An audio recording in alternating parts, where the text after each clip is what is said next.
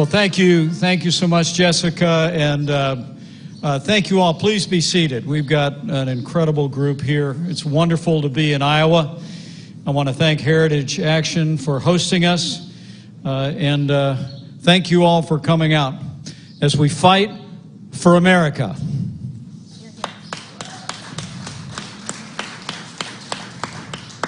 And it's a great honor for me, standing here in this barn in the Hawkeye State, to look out and see this inspiring gathering. Small but mighty, men and women wearing the uniform of law enforcement. Let me say to each and every one of you, on behalf of the President of the United States, on behalf of your Vice President, and on behalf of a grateful nation, thank you for your courageous service every day. We will always back the blue.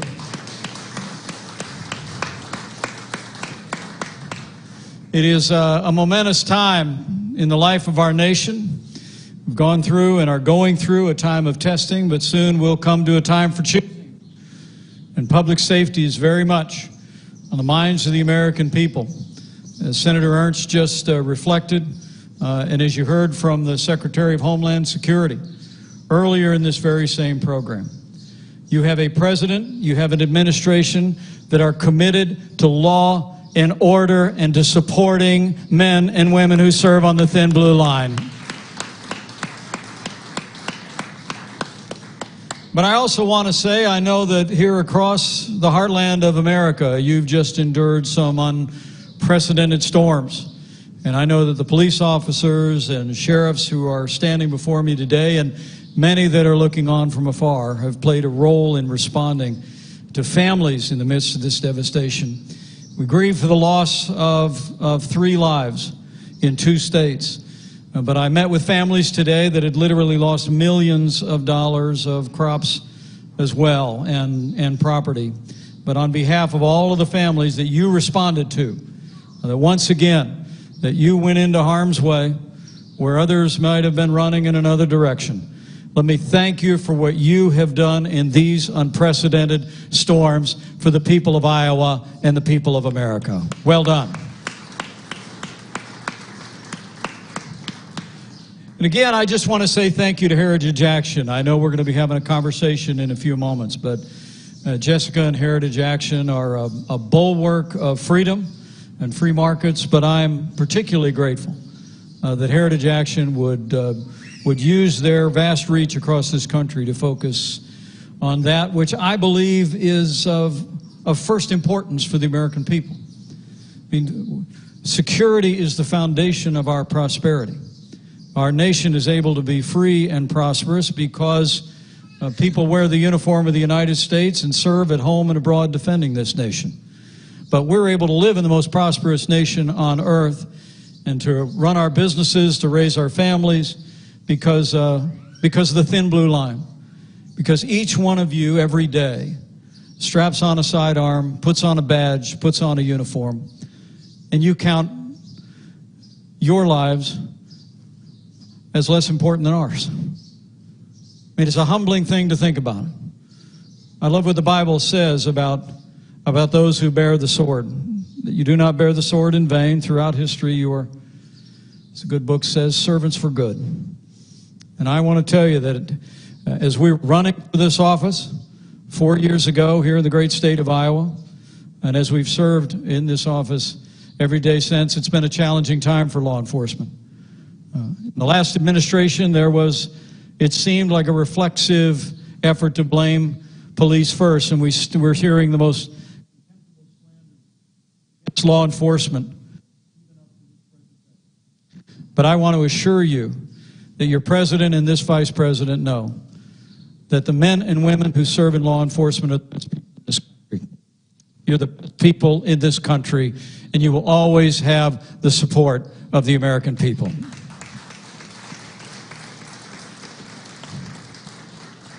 But this is a challenging time. It truly is. And I'm grateful not only for Senator Joni Ernst, but let me also say I'm truly grateful for the service and the leadership in a challenging time by the Acting Secretary of the Department of Homeland Security. Chad has done a remarkable job for the American people, and Join me in thanking Acting Secretary Chad Wolf for all he does for America every day. So I want to thank Governor Kim Reynolds, who will be along directly, and try this. The support that she's lent to law enforcement here in Iowa. She's really set an extraordinary standard, and we're truly grateful. Join me in thanking Governor Kim Reynolds for her great leadership during a challenging time. People of Iowa. You know, we live in a time when we literally have leading politicians that are talking about defunding the police. And as that rhetoric rises from even some of the leading Democrat politicians in America, we're actually seeing a rise in violence across the country in cities where the case for defunding is being made most poignantly.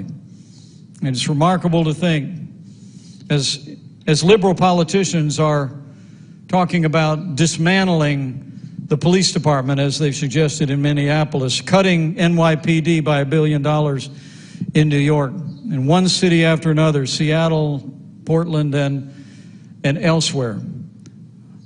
We also see a rise in crime. I pulled these statistics on the way here on Air Force Two. Atlanta saw a 19% rise in shootings and a 9% rise in murders just in the recent days. Chicago's seen a 42% rise in shootings. Philadelphia's seen a 54% rise in shootings and a 20% rise in murders. New York City actually just reached its 1,000th victim, with more shootings this year already than in the last 2 years combined. And 21 people were shot in our nation's capital last weekend. These are heartbreaking numbers. But I must tell all of you that they're just a preview of Joe Biden's agenda for America. The truth is, you won't be safe in Joe Biden's America. When he was asked recently about law enforcement, he actually described well-armed police officers as people that could become, quote, the enemy to civilians. When he was asked if he would support redirecting funding for law enforcement, Joe Biden replied, yes, absolutely. And in fact, his new running mate, California Senator Kamala Harris, actually said when she was a candidate for president, that it was time to, in her words, reimagine police. I mean, the truth is, these efforts of blaming law enforcement for violence in our streets, blaming law enforcement for unrest across America, have got to end. We must back the blue. We must support law enforcement for the safety of all of our families of every race and creed and color. You know, there's a false choice out there that liberal politicians are projecting. It suggests that we've got to choose between supporting law enforcement or supporting our African American community. The truth of the matter is, we have done both. We will continue to do both. And with President Donald Trump in the White House for 4 more years, we're going to support law enforcement and expand public safety and opportunity for African Americans and every American of every race. We can do both. I mean, that's why under this administration, we've supported funding through the COPS program to hire 4,000 new police officers on the streets of America. It's also why this president, in the wake of senseless violence that continues at this very hour in Portland, Oregon, and in cities around the country, the president launched what we call Operation Legend. It's actually named after a 4-year-old little boy, Legend Talifero. Legend was in his home building a pillow fort with his dad. He was asleep that night in the pillow fort when gunfire broke out. Police officers arrived on the scene. They rushed little Legend to the hospital, but we lost him. But let me promise you, that little boy, little Legend, will not have died in vain. Operation Legend is going to save lives of children and families all across America. We will. We're surging personnel, surging resources. We, in cooperation with local law enforcement, we're going to bring peace to our cities, and we're going to quell the violence. And that's what the American people deserve. They deserve the support of law enforcement in their cities, and that's what you who serve in law enforcement deserve every day. And so I look forward to our conversation today. It's always humbling to stand before police officers. You know, I never wore the uniform of law enforcement, but my uncle was a cop in Chicago, Illinois for 25 years. And I remember when we drive up from that small town in Indiana where I grew up, and we go to Chicago to visit my grandparents. Me and my 3 brothers would marvel as he walked out of his bedroom every day, wearing that badge, having that sidearm. We'd look up at him and we'd see a hero. And I just want to assure each and every one of you that whatever happens in the public debate, that's how the American people see you. Each and every one of you, I truly believe with all my heart, are heroes. And never doubt, the American people know it, will always be grateful for the men and women of law enforcement. You're in the prayers of tens of millions of Americans every day. And let me say to you, but just as much to your families who are gathered here today, thank you for your service. I promise you, we'll always back the blue. Thank you, and God bless you.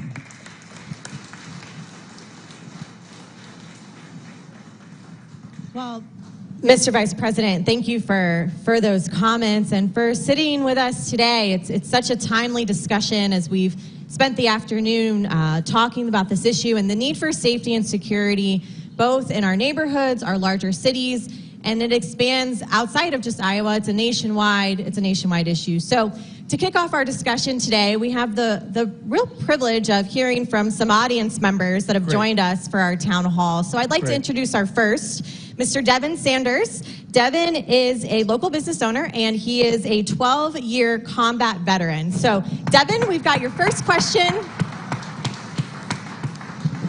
Devin, this is Mr. Vice President. Meet each other, and let's kick it off.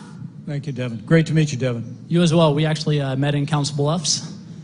Appreciate meeting you. Great Thanks memory. for coming on the most beautiful day Iowa has to offer. Beautiful day. Feels like I'm back in Indiana. I'm sorry about that. So as a small business owner, and I'm sure a lot of civilians all across the U.S. and every state, we've experienced an uprise, and especially as a small business owner who I make wooden flags for a living. I love spreading patriotism, but it seems like every event that I go to, I get harassed. I get told that I should be ashamed of spreading hatred and racism, and just for supporting law enforcement. And as cheesy as it sounds, I love supporting the flag. It's the best thing on earth. I think it's beautiful and everything that it stands for. So my question to you is, the past few months have shown how strong the mob and cancel culture is to businesses and private citizens when standing up for their beliefs and livelihood. How has the Trump administration stood up for the safety and constitutional freedoms of the American people? Well, thank you for the question, but more than that, thank you for your service to America in uniform. We're truly grateful. And it's good to see you again. It really is. Well, look, with regard to public safety, because on the larger question, I couldn't be more proud to be vice president to a president who's appointed more than 200 principled conservative men and women to our federal courts at every level, who I promise you will uphold all the God-given liberties in our Constitution, from the freedom of religion, freedom of speech, to the Second Amendment right to keep and bear arms. I mean, this administration is proud of the way we've been able, 200 appointees to our courts with the strong support of Senator Chuck Grassley and Senator Joni Ernst. and we'll continue to stand strong for all of those freedoms and all of those liberties, including the freedom of speech. I mean, the right of peaceably assembling, the right of peaceable protest is as old as the nation. But let's be clear, burning churches is not protest. Tearing down statues is not peaceful protest. People who destroy businesses and destroy properties and destroy statues will be prosecuted to the fullest extent of the law. Justice will be served. I will tell you that in Washington, D.C., and I don't have to tell the police officers here, there's no excuse for what happened to George Floyd in Minneapolis, and justice will be served. But there's also no excuse for the rioting and the looting and the destruction of property that followed. And that's why President Trump took the action that he took in Minneapolis. He said to the governor of Minnesota, he said, either you quell the violence in your city or we will. And to his credit, Governor Walz deployed the National Guard and brought peace to the streets of Minneapolis. Acting Secretary Wolf will tell you, we had this very same conversation after weeks and weeks, more than 60 days of violence around the federal courthouse in Portland. Our administration spoke with Governor Brown and essentially said to her, our federal officials are going to be there to protect the courthouse and to keep peace in the streets around it if you don't. And just a matter of 2 weeks ago, she issued and deployed the state police to the region and deployed Portland police. The violence has continued, but the president's made it clear, whether it's Portland, whether it's Seattle, whether it's Chicago, whether it's New York City, we're calling on mayors, we're calling on governors to let law enforcement do your job. And if they won't let you do it, we'll do it. We have the obligation to bring public safety and security to our streets. Thank you. Thank you very much. Mr. Vice President, it's been just such an interesting thing to watch the different phases of the violence and destruction over the last few months. And the people that have truly been on the front lines are our law enforcement officers. And so I'd like to call up next Lieutenant Todd Perdue. He is 18 years in service here in Iowa, Crawford County Sheriff's Office. Lieutenant, thank you for being with us. And what is your question today, sir? Hey, Todd. Great to meet you. Thank you, Mr. Vice President, for being with us today and coming to speak with us. Obviously, with everything that's going on in the country with law enforcement, recruiting and retention has been a big problem. So my question to you is, what is the long-term threat to police officer retention from the defunding movement, and how can it be combated? Well, thank you, Lieutenant Perdue, and you just joined me in thanking him for a great career of service in law enforcement. I'm truly grateful to you. Recruitment and retention, mission critical. When I was governor of the state of Indiana, I will tell you, some of the most meaningful experiences I had was attending graduations from our police academy in the state of Indiana. You've been through it. And to see these young men and women step forward and to be willing to put on the uniform of no ordinary career. And that's why I hope all of you leave here, and anybody that's looking on, know that whatever you might hear in the public debate from the radical left or their defenders in the Democratic Party, the American people are for you. They're grateful to you. I hear it every day. I see it in the countenance of people. Every time that I speak about law enforcement, I know President Trump sees it in the faces of Americans every time he speaks about law enforcement. I just want to be very clear. The American people love the men and women in law enforcement, and we are grateful for what you do every day, really and truly. Now, that being said, I think you raise a very important question. I mean, your first obligation and the calling of your life is public safety. And so we're going to support law enforcement to stay on the mission of public safety. Domestic tranquility is a central feature of the purpose of government. But beyond that, the other thing that's wrong with the language of the radical left is, one can't help but think it is both discouraging courageous young men and women from pursuing a career in law enforcement, and similarly, it's resulting in people choosing to leave a career in law enforcement. I actually read that roughly a month ago, because of the utter lack of support for NYPD by Mayor de Blasio, that they had to set a limit, a monthly limit on the number of retirements because they couldn't process the number of officers who were applying to retire out of NYPD early. I mean, that's heartbreaking to me. That's the largest police department in the United States of America. I must tell you, the world saw the character of NYPD and the New York Fire Department on September 11, 2001. These are the greatest people in the world, many of whom lost their lives on that fateful day of 9/11. And yet, to see the mayor talking about $1 billion cut, pulling them back in terms of allowing them to go in and to deal with rioters and protesters, not allowing them to do their job is resulting in people losing a desire to be in law enforcement. And that's a real cost to public safety. And it's something that we have to talk about. And I think it's one of the reasons why I'm just so proud to serve alongside a president who backs the blue. I mean, and that's not to say that there aren't instances of abuse that have happened. As I said, there's no excuse for what happened to George Floyd. But in my experience, nobody hates bad cops more than good cops. And I don't even want to say the majority, I want to say almost everybody that wears a uniform in the United States are the best of us. And all of you gathered here, that applies to. So your point is so well taken, and I hope people looking on who are part of this national debate through Heritage Action to Fight for America will carry this message even more loudly. It compromises our public safety when we don't give support to law enforcement and let you do your job. It also compromises our public safety when young men and women or experienced law enforcement officers no longer choose to wear the uniform. And that is happening around the country today, but that's going to stop with 4 more years of President Donald Trump in the White House. Okay? Thank you.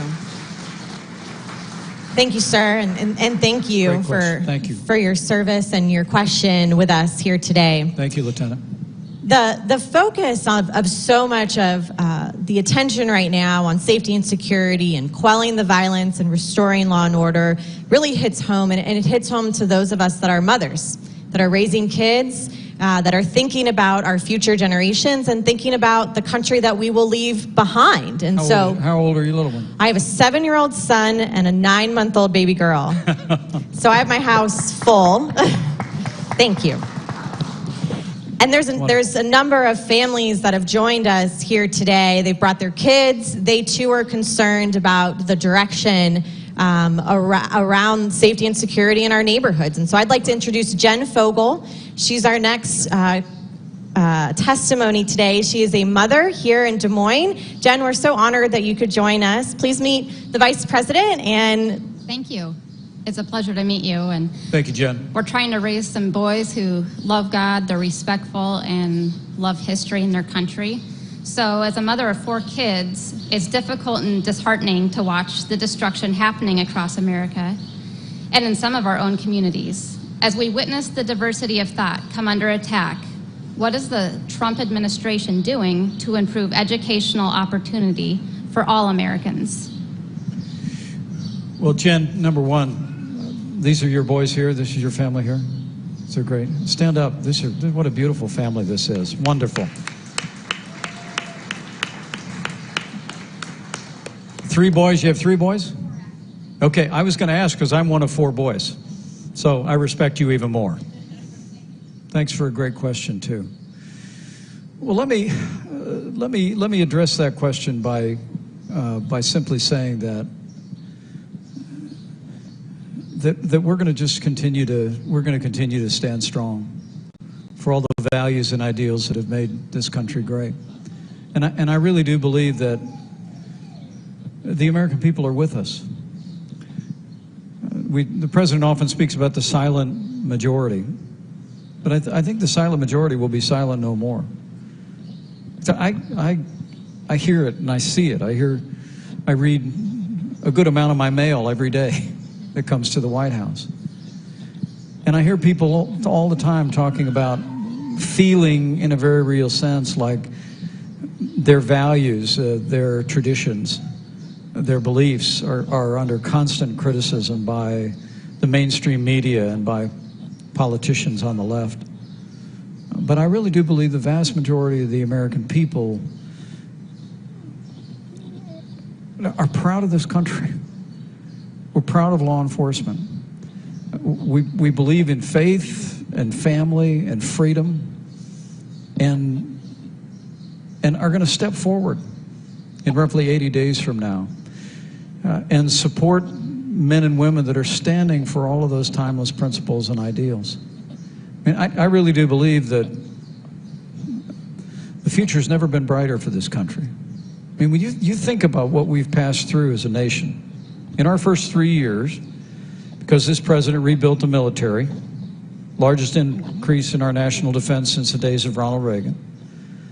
And that means a special amount to me because my son's a United States Marine. And my son-in-law is a Navy lieutenant and a pilot. And so the investments that we've been able to be a part of and seen made have meant the world to us and made America safer. But to see an agenda that cut taxes, rolled back regulation, unleashed American energy, supported ethanol in places like Iowa, negotiated the kind of free and fair trade of the USMCA, stood tall on the world stage. You may have heard today for the first time in more than 25 years, a major Arab country formally recognized the state of Israel, the United Arab Emirates today. And it's because of strong leadership, but it's also been leadership on values. And I couldn't be more proud to serve alongside a president who stands without apology for the sanctity of human life, for religious liberty, and has been appointing leaders and jurists to our courts at every level that defend those principles.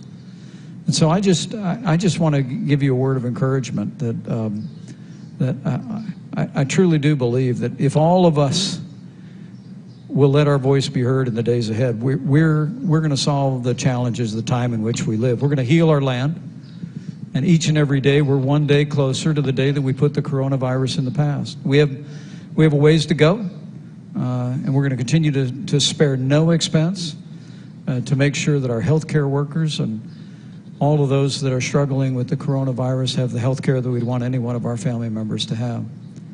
And can I just say thank you to the members of the law enforcement community? You've been there for families throughout this coronavirus pandemic, and I thank you for your courageous and compassionate leadership in a challenging time for our nation.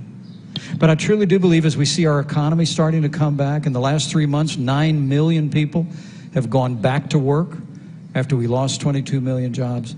I think the American people know that the strength of this nation is derived from our commitment to our national security, to public safety, to a commitment to freedom and free enterprise, and a commitment to the ideals of life and liberties that have always been the wellspring of American greatness. And I truly do believe, with 4 more years in the White House, with people like Joni Ernst back in the United States Senate, we're going to make America great again, for you and for these beautiful boys. Thank you. Thank you, sir. Thank you, Jen. So, sir, we've got time for one more question to squeeze in here. Sergeant Chad Butler, he works for Shelby County Sheriff's Office. He's been in law enforcement for 21 years, which is an incredible amount of service as well. Sir, I'd like to introduce you to Mr. Vice President to ask your question today. I'm very humbled to meet you, Mr. Vice President, and want to thank you and President Trump for all you do for law enforcement across the country. Thank you, Sergeant. It's a privilege. Thank you. As a law enforcement officer, I'm personally concerned about the future of safety and security in this country. What's the Trump administration's plan to reform policing in America? Well, first, join me in thanking the Sergeant for his career in public service. We're grateful for you. And I'm going to say to you, Sergeant, and everybody in this room, you have the harder job. I mean, they only shoot at me with words, okay? And I want you to know your president, your vice president are grateful to you and admire you and respect you. I'm humbled to meet you. I really am. And I love your question as a stepping off point, because we're absolutely committed to doing just that. I don't know a police officer that I've ever met that didn't want to get better at what you do. And that's the reason why, in the wake of the tragic murder of George Floyd in Minneapolis, President Trump signed an executive order and said, we're not going to defund the police. We're going to do the opposite. We're going to fund the police with additional resources so that you can have more training on the use of force, more training in what you all call de-escalation efforts.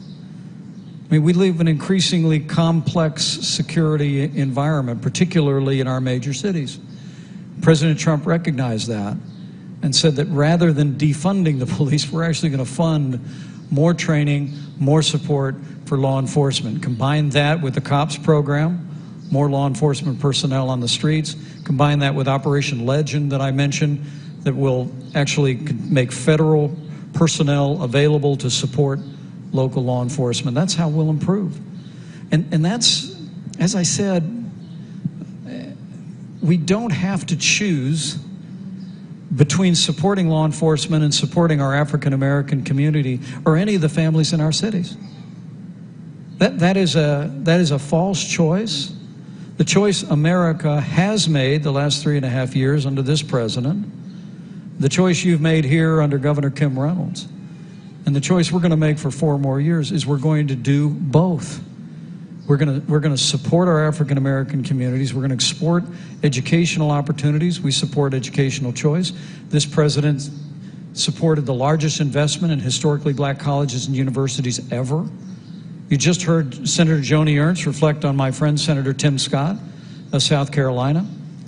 He authored legislation the president helped move through the House and Senate that actually has created more than 8,000 what are called opportunity zones in cities across the country that are inviting investment in underserved areas and creating opportunities for people.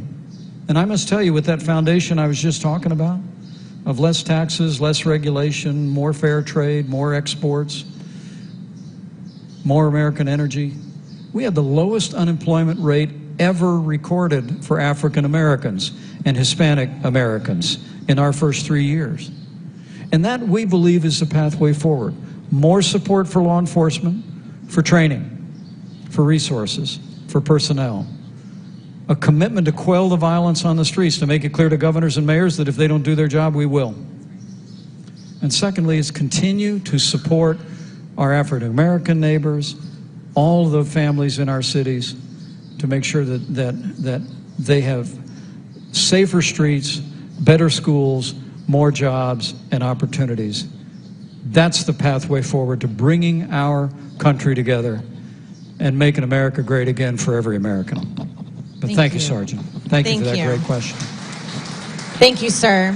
Thank you, Jess. So the message today is simple. Support law enforcement. Return safety and security to our neighbors. And we know that to do this and to do this well, that our elected officials need to hear from grassroots Americans all across the country. So with that in mind, today, sir, we're launching a police pledge. And we're asking Americans from coast to coast to sign it. And it says that we will not support a bill, resolution, or movement that seeks to defund the police. And so I'm asking every single one of you,